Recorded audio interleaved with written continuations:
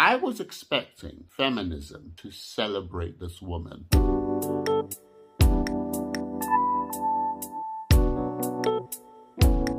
Hi guys, welcome back to my channel. Isn't it interesting that Queen Elizabeth passes away, the country is mourning, and during this time, those who live in the Western world begin to rain vile attacks on her deathbed with comments like this, requesting that she dies an excruciating death. If anyone expects me to express anything but disdain for the monarch who supervised a government that sponsored the genocide that massacred and displaced half my family, and the consequences of which those alive today are still trying to overcome, you can keep wishing upon a star. Yeah.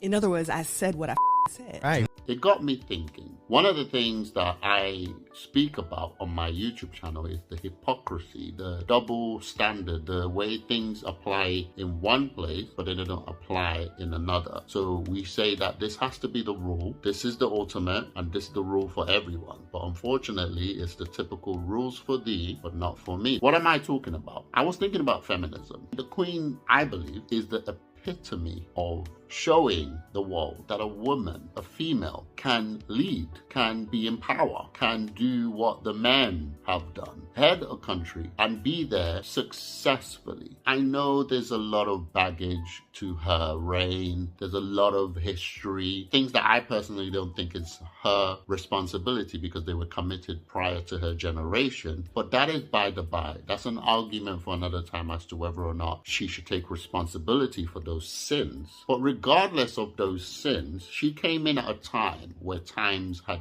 changed and things were changing for the better, and she has ruled from that time up until her deathbed and actually ushered in some of those changes. Be that as it may, in terms of whatever you may think of the royal family, the Queen has done her part for her generation. And of course, I'm sure she's used to the fact that as a figure, she will be target of blame for everything. But it was unfortunate for me to see Black people raining the source of their failures on her leadership, on the things that she may not have been part of, because she took over as a very young person and she took over at a tipping point. If she had decided to carry on the legacy of those before her, things would be very different right now. But she chose a new way. She chose to lead in a way that would take us away from those days. And I believe she's one of the reasons that we are where we are today in society in terms of inclusivity and all those buzzwords that we like to throw around. I was expecting feminism to celebrate